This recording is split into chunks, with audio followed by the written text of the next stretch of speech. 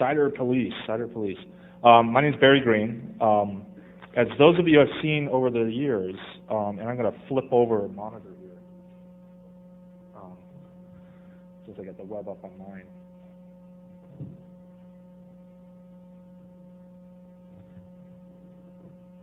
All right, we have the CIDR report that started with Tony Bates years ago, before he went through and started making equipment when he first came over into Cisco and left Internet NCI. And when we're back in the days when we were really working hard on getting control of the growth of the Internet route table, one of the premises that went out there is that, well, people are just not doing what they should do to configure their equipment to do good aggregation. So what can people do to have peer pressure, to get people to do the right thing? So one of the things we did as a community is we kind of supported with Tony with this report that we get once a week. Who's doing good aggregation, who's doing bad aggregation. And it was kept up by Tony, and then Philip Smith took it over, and Jeff Houston. So Jeff Houston and Philip Smith kind of maintained this weekly report and analysis, so we could see really what's going on with the table. Well, while this was going on, and this was going on for a couple of years, Hank and I started looking at his report and looking at the chart and kind of analyzing, really, are people listening to the report? Okay, so we started with this premise where we have the weekly report to do the peer pressure. Maybe people need a little bit more peer pressure. Oh, yeah.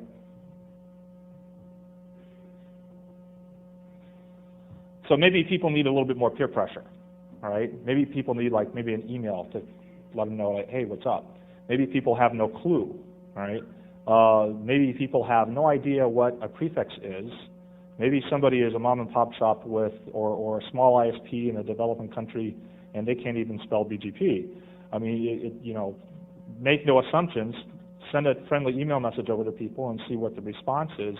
Maybe there can be some differences made with the growth of the table because of some volunteer efforts to kind of analyze the weekly table and send out an email to say, hey, what's up with this, okay?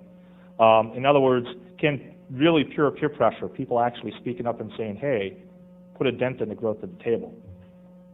All right, so the technique that Hank and I did, and this is kind of volunteer time available that Hank and I have in our, with our regular jobs, is to go through the weekly top 20 and kind of analyze and understand how ISPs kind of work with some of the big providers is their natural growth in the big providers, and kind of pick a few of them and send an email message out to the top 20. And when we send it out, we actually offer assistance. We say, what's going on here? Did you know about this? Do you need some help?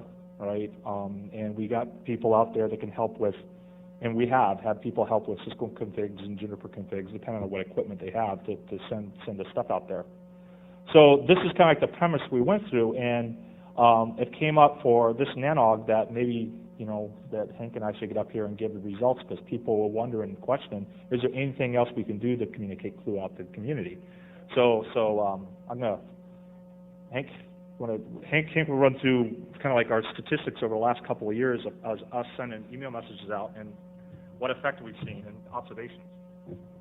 All right, I'm going to go quickly through this so this way we don't miss up on the break. Basically, we had a reduction in 2001. We started recording what we were doing back in February 2001. You can see the numbers. We'll continue quickly through.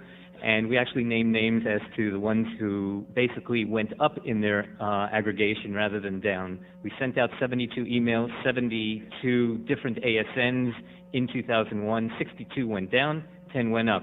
But the ones that went up, they didn't really go up that much.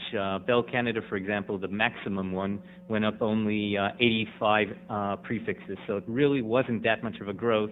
But these were the 10 that nonetheless went up. If we're going to name bad names, we might as well name some good names. These were the 4 that basically withdrew the maximum amount of prefixes during 2001. In 2002, we didn't work that hard. We sent out only 14 emails, and we were able to result in 4,300 prefixes being withdrawn from the table. And we had basically 3 that went up nonetheless out of the 12. 9 went down. The worst one was COVID, and basically we've sent out so far 3 emails to them over the past 14 months. We have not received a single reply from them. If anyone here happens to have a contact information in AS 18566, please send it to us offline, because we have not gotten any response in the WHOIS information in ARIN, in RADB, any place else basically doesn't work. The ones that really helped out, we have 3 people here, 3 ASNs that really did major withdrawals during 2002. And yesterday we heard about what someone was doing in their summer vacation. I believe that was Allegiance and with their merge with Digex. And basically this number, the 1282, is the top withdrawal for the past 2 years. So thank you very much for your efforts there. In 2003, we started early in December 22nd, basically right before Christmas, and we sent out 23 emails. So far, in the past 7 weeks, 8 weeks, we've only received 7 replies. Only one so far out of these 23 different ASNs have actually reduced their prefix announcements, and that was the HQ 5th signal command, and they've withdrawn 302 prefixes. That's, and over looking at a graph, we basically see over the past 2 years a reduction of about 7% that our emails, hopefully maybe, have caused this reduction in the CIDR tables. Looking at it, one of the graphs that we've seen in many different places, we see that basically starting in 2001 that the graph starts leveling out, and we don't really know. It could be, first of all, the .com collapse, but it could also be some of the efforts that we've been making in trying to reduce the CIDR tables. Okay, that was the first half. Second half of is also the leakings of leaking, basically things that leak out of your ASN that shouldn't. And we basically split the ISPs into 2 different groups. One is the Chandler Janus, where you send them something and they're leaking something and they say, "Oh my God," and they basically run out and they quickly correct whatever problems they have, whereas the other groups are the Phoebe ones, where they basically don't have a clue, and they're like a deer stuck in headlights, and they really don't know what's going on. And we found basically those 2 different models of ISPs. So we basically call them the Friends ISPs. And during 2002, we found that basically we had 12 incidents where someone was leaking IP addresses of 1918. But since September, that has basically stopped totally. It seems that everyone has put in their filters now, and no one is anymore leaking RFC 1918 addresses. On the other hand, RFC 1930 addresses, the ASN, the 1024 ASNs that are private, keep coming along, and it doesn't matter how clueful the ISP is or how big they are, it keeps happening. And then we also have the unallocated IP addresses. So we'll go quickly through 5 cases in 2002 where we had AS 5050 leaking a private, what we thought was a private ASN, but basically they found out, turns out that AS 5050, if I remember correctly, is the Pittsburgh Supercomputer Center, and they're very clueful, and they basically made a mistake of 1 digit where they should have been using ASN 6415 512, and basically then the remove private AS would have worked, but they made a mistake, and therefore as soon as they realized that, they took the Chandler model and said, "Oh my God, I'll quickly fix that." AS 1221, which is Telstra, basically uncovered a number of Cisco iOS bugs that basically was causing their private ASNs to leak out, even though they had the remove private AS command listed in their iOS config. And you can look at those Cisco iOS bugs offline on your own. 2 more cases is UUNet leaking out AS 5757, which is basically, I think it was allocated to UMD. It was allocated back in 1995. I've been in touch with Aaron. I've spoken to Richard on the phone for about an hour on 2 of these cases. And the person who received the allocation says he has it sitting on an 8mm tape. He can't extract it, so he can't show the proof. Aaron says basically without the proof we can't put it into the tables. AS UUNet continues to announce it. That's the situation we have today. The other one is AS 1880, which is leaking out AS 1877. This is Peter Lothberg's private ASN. Ripe says the paperwork was lost sometime in 1994. Ripe says they're willing to re-register it as a lost ASN. So Peter, if you're here in the crowd, just contact Ripe and they'll hopefully re-register it for you.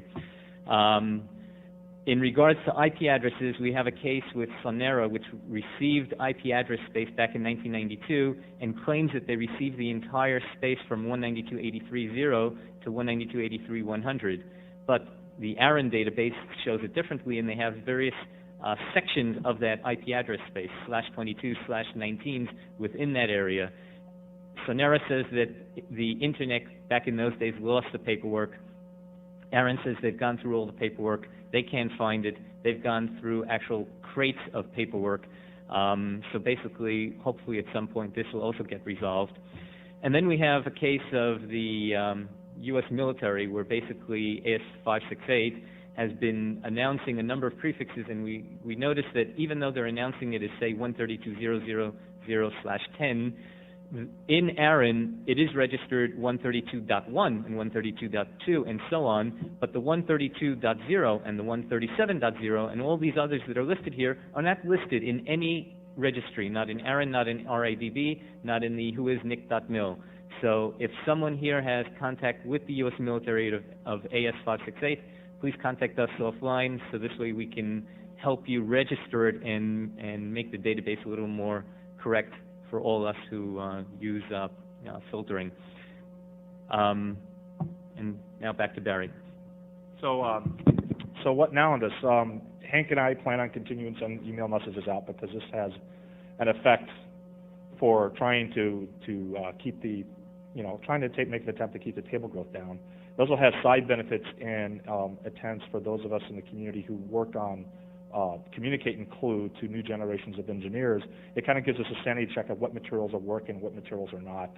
It's always good to know if you talk to somebody and they really don't understand certain aggregation concepts of how to configure something on BGP, to know that the documentation that we have out there is not really working. It's not really communicating where they can actually operate. So it gives some good feedback to us on that. And since this is a volunteer effort and time available, if any of you want to spend some time on this, contact us and join the fun. As you said, most of the time we get people who say like, oh, let me go fix it. Others are going like, I have no idea what you're talking about, what's BGP. Sometimes you get silence and you get frustrated with that. And I don't think we've really had a case where people have took our email messages and put them in the trash heap. So we haven't run into that yet. Okay. Questions? How do we contact? Oh, our emails. First slide. Do I page up? Page down. Yeah, it's on the slides. So just email us on the slides.